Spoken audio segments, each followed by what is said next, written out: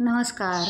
शेवयाची खीर ही लहान मुलांपासून तर मोठ्यांपर्यंत सर्वांची आवडती असते. गोड पदार्थामध्ये ही सर्वांनाच आवडते. तर ती कशी बनवायची हे आज आपण पाहू.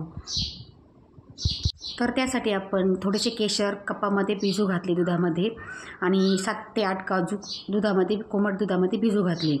तर त्यासाठी आपण सर्वप्रथम शेगडीवर कढई ठेवली आणि गॅस चालू केला. तर त्यासाठी काय काय लागते बघू.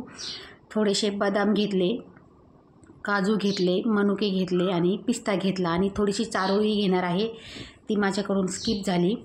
तर आता हे ड्राय रोस्ट करून घेऊ आपण कढईमध्ये. तर सर्वप्रथम आपण तूप टाकले. तूप टाकल्यानंतर असे मनुके फुलून येईपर्यंत, असे फुलतात ना तसे तोपर्यंत ते फ्राय करून घ्यायचे आणि ते काढून घ्यायचे.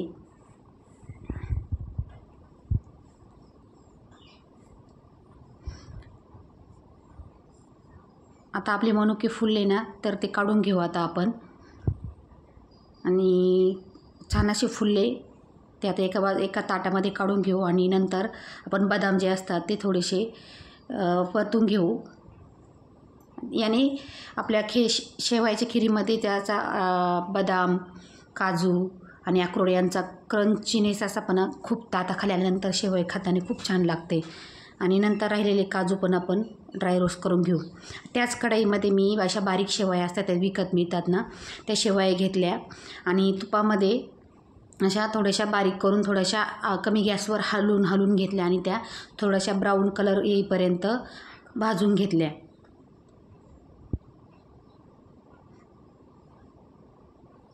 कमी गॅसवरच हलवायच्या, जास्त गॅसवर त्या जळू शकतात. तर बघू शकता आपल्या अशा शेवयांना किती असा छान कलर आलेला आहे.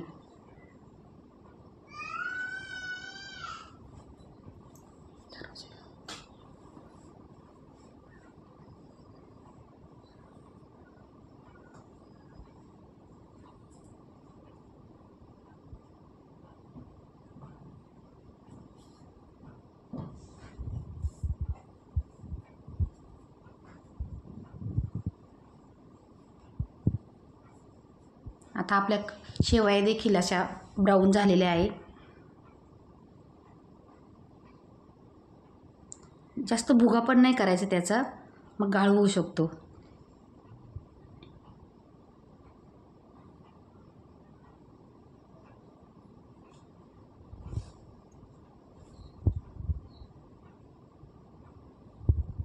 तर आपण जे ड्रायफ्रूट्स फ्राय केलेले होते ना ते आता गार झालेले. आता मिक्सरमध्ये पल्स मोडवर म्हणजे मिक्सर कमी जास्त करून असे बारीक थोडीशी पूड करून घ्यायची आहे. तर आता आपण इकडे गॅस चालू केला आहे. त्यामध्ये दूध टाकले.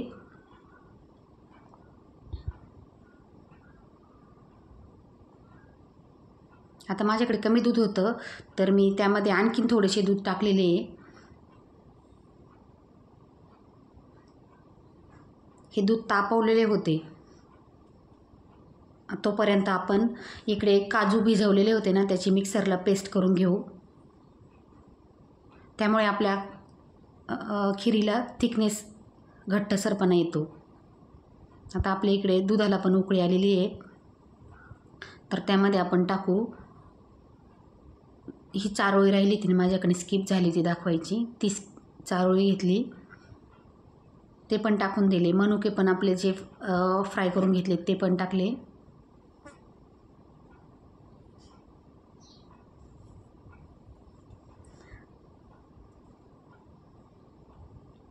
आपल्याकडे जे अवेलेबल असेल तेच आपण ड्रायफ्रूट्स टाकू शकतो. आणि काजूची पावडर जी होती दुधामध्ये केलेली ती पण टाकली आहे. तुमच्याकडे असेल तर टाकू शकता, नाही टाकली तरी चालेल. आता मी 2-3 चमचे ही पावडर करून ठेवली होती ना ड्रायफ्रूटची, ती टाकणार आहे. 2 ते 3 चमचे टाकू शकता.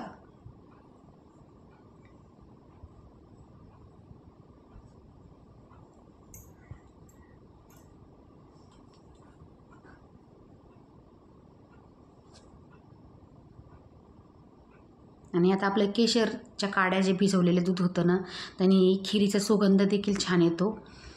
आता चांगलं केशरच्या काड्या भिजलेल्या ते पण त्यात ओतून देऊ आपण.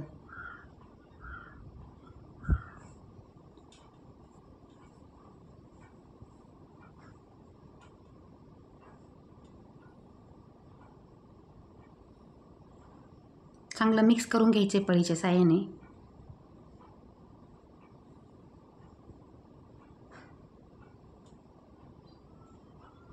आता आपल्याला खडीसाखर टाकायची, जी आपल्या उन्हाळ्यामध्ये उष्णता कमी करते आणि साखर टाकल्यामुळे उष्णता होते, त्यामुळे मी त्याला साखरेला पर्याय म्हणून खडीसाखर घेतलेली आहे.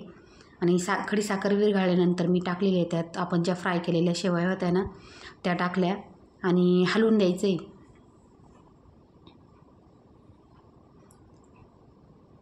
जास्त पण शिजून द्यायच्या नाही या शेवया, बारीक असतात ना त्या.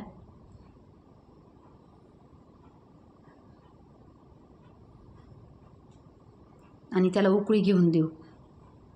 तर बघा आपली खीर किती छान तयार झालेली आहे. तर अशी खीर तुमच्या घरी लहान मुलांसाठी मोठ्यांसाठी नक्की बनवून पहा. आवडली असेल तर लाईक करा, कमेंट करा, शेअर करा. आणि शेवटी मी टाकलेली आहे त्यामध्ये विलायची पावडर आणि हलवून दिले. तर कशी वाटली मी बनवलेली खीर? अशी चविष्ट अशी गोड खीर तुम्ही बनवून पहा. आणि आपल्या चॅनलवर कोणी नवीन असेल तर चॅनलला सबस्क्राईब करा, लाईक, कमेंट, शेअर करायला अजिबात विसरू नका. थँक्यू.